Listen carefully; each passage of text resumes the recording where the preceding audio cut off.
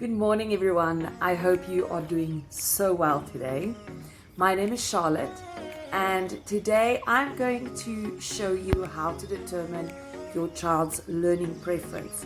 Now, I don't know if you have heard this term before, but it simply boils down to some children are more inclined to learn through hearing, some are more inclined to learn through seeing, and some are more inclined to learn through movement.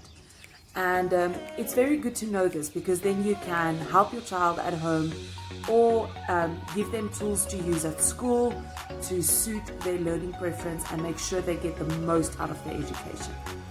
Okay, so what you will need to determine your child's learning preference is, first of all, a blank piece of paper, like the paper that you would put in your printer.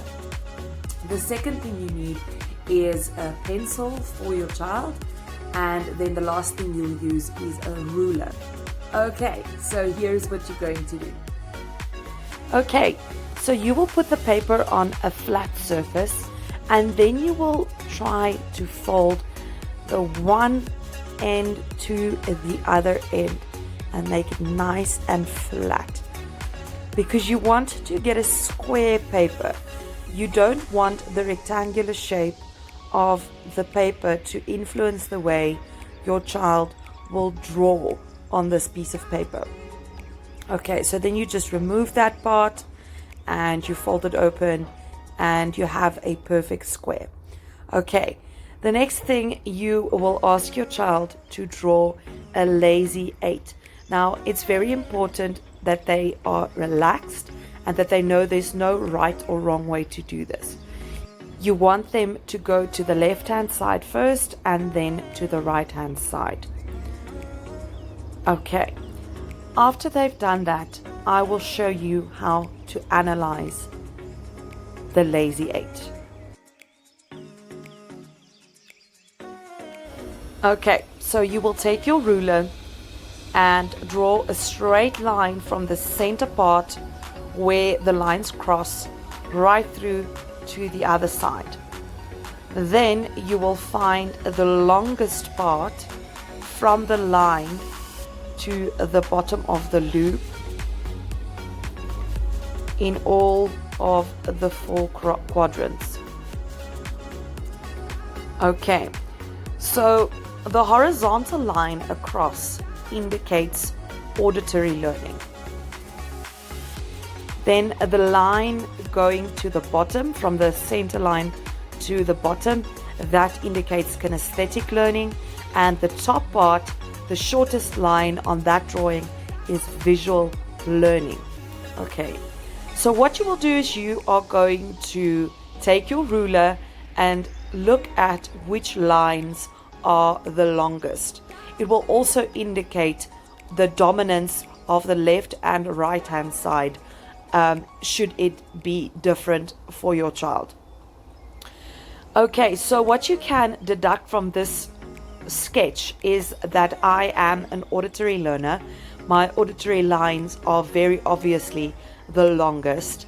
And then secondly, my kinesthetic line is longer than my visual line. And that basically indicates that I am primarily inclined to learn through hearing, and secondary, I will learn through movement.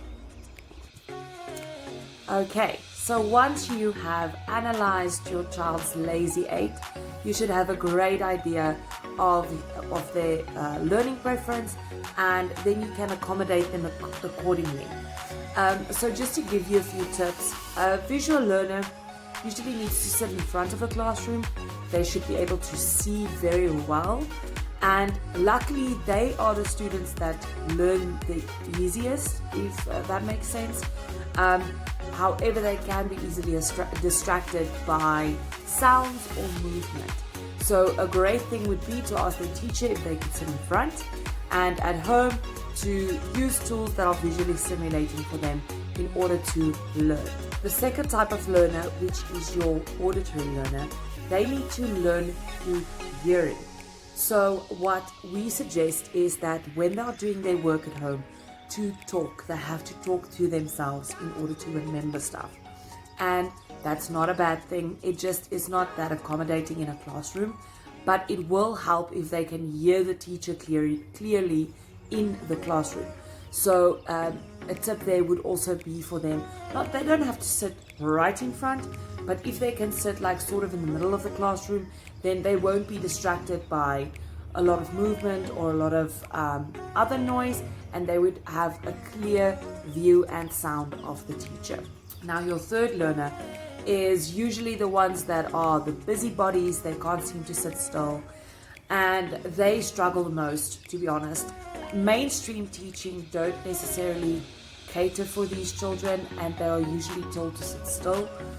The one thing you can do is to give your child a little stress ball that they can squeeze underneath the table, and that will channel their movement to one body part, and they will still be able to learn effectively. The other thing that you can do is when they are at home is to have them sit on an exercise ball while they are working, and that will help them to release the movement that they so clearly need to release while still learning effectively. Okay, so I hope this has helped you. Please comment, ask questions, contact us if you would like some more information, and we will assist you further.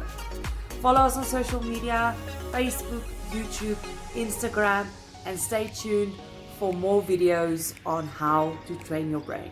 Have a fantastic day. Bye.